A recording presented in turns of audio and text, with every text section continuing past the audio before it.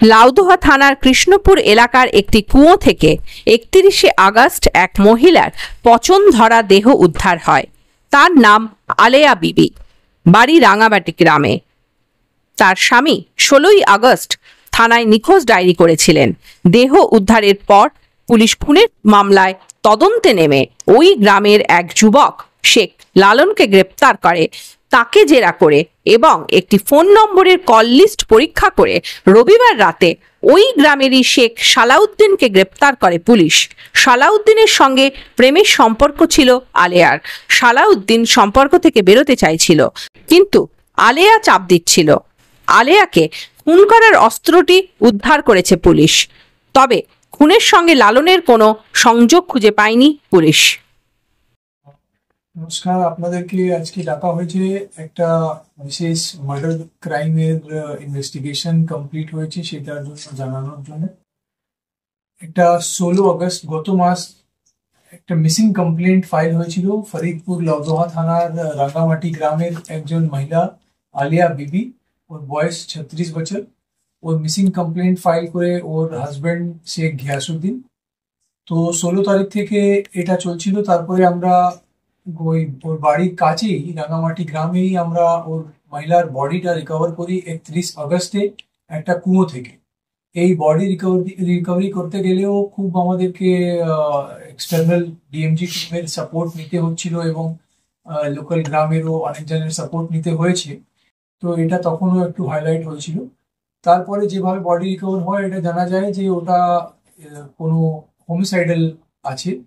তো সেটার জন্য পরে পোস্টমর্টমের পরেও একটা কমপ্লেন্ট হয়। শেখ ঘিয়াসুদ্দিন ওর হাজবেন্ড, মহিলার হাজবেন্ড, একটা কমপ্লেন্ট করেন আর একটা মার্ডার কেস স্টার্ট হয় ফরিদপুর থানাতে। ফরিদপুর থানাতে মার্ডার কেস স্টার্ট হয় 31 আগস্টে। তারপরে সব লিগাল প্রসিজার ফলো করা হয়। আর মার্ডার কেসটা ওনারা একজন লোকাল গ্রামেরই শেখ লালন বলে তার এগেনস্টে করেছিলেন কমপ্লেন্ট বাই নেম করে। আমরা ফরিদপুর থানা ওকেও অ্যারেস্ট করে, কিন্তু ওর কাছ থেকে সেরকম কিছু আমরা পাই না। কিন্তু আমরা ইনভেস্টিগেশন করতে থাকি। ইনভেস্টিগেশনে খুব অনেক তথ্য বেরোলো। ফার্দার আমরা জানতে পারি যে ওই মহিলার একটা সম্পর্ক ছিল, ফিজিক্যাল রিলেশন ছিল একজনের সঙ্গে, ওই গ্রামেরই এক লোক যার নাম আছে শেখ সালাউদ্দিন, जो জাকির হুসেনের ছেলে, রাঙ্গামাটি গ্রামের ফরিদপুর থানা। ওর সঙ্গে সম্পর্ক ছিল গত 1 বছর ধরে। আর এই নিয়ে ওই মহিলাটা ওকে অনেকবার রিসেন্ট টাইমে ব্ল্যাকমেল করছিল যে যদি ওর সঙ্গে সম্পর্ক কন্টিনিউ না করে তাহলে ওকে মহিলা সুসাইড করে নেবে বা এরকম। এটা কনফেশন করেছে শেখ সালাউদ্দিন। আমরা ইনভেস্টিগেশনে করার পর টেকনিক্যাল এভিডেন্স গ্যাদার করে শেখ সালাউদ্দিনকে আমরা অ্যারেস্ট করি। শেখ সালাউদ্দিনকে অ্যারেস্ট করার পর আমরা জিজ্ঞাসাবাদ করি, টেকনিক্যাল এভিডেন্স কাউন্টার করি। তখন ইনিশিয়ালি ও কনফেস করছিল না, কিন্তু পরে ফিউচারে ও কনফেস করলো। কনফেস করার পর ও সব কিছু ঘটনা জানালো যে 1 বছর ধরে সম্পর্ক ছিল, ওকে ব্ল্যাকমেল করা হচ্ছিল। তো ও প্ল্যান করেছিল যে 16 আগস্টে ওকে সকালে 10টার সময় ফোন করে একটা সন্ধ্যেবেলা একটা লোকেশনে ডাকে। ওই লোকেশনে ডাকার পর ও একা ছিল, দুজন ছিল সঙ্গে, শেখ সালাউদ্দিন আর ও মহিলা ছিল, দুজন একসঙ্গে হয়ে গেল। তারপরে ওকে একটা কাটারি নিয়ে ও আঘাত করে। আঘাত করার পর মহিলার সেই সময় ওখানে স্পট ডেথ হয়ে যায়। তারপরে ও একটা পাশে যে ইট রাখা ছিল ওই ইট নিয়ে বডিটা বেঁধে একটা কুয়োতে, যেখান থেকে আমরা রিকভারি করলাম বডিটা, ওখানেও ফেলে দেয় বডি।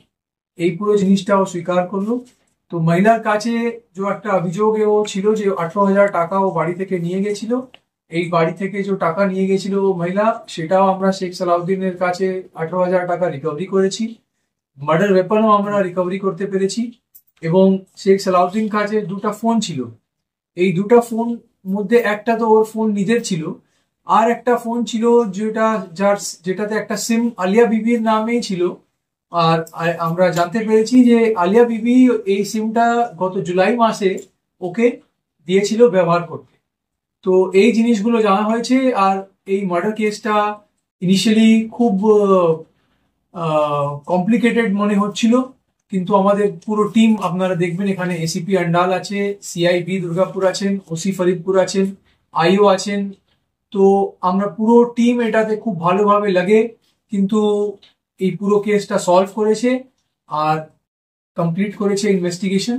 ফার্দার যে ইনভেস্টিগেশনের কিছু ডিটেলস বাকি আছে সেটা আমরা করে শীঘ্রই আমরা আশা করি যে চার্জশিট দিতে পারবো আর এই কেসটা আমরা খুব ভালোভাবে কনভিকশনে নিয়ে যেতে পারবো।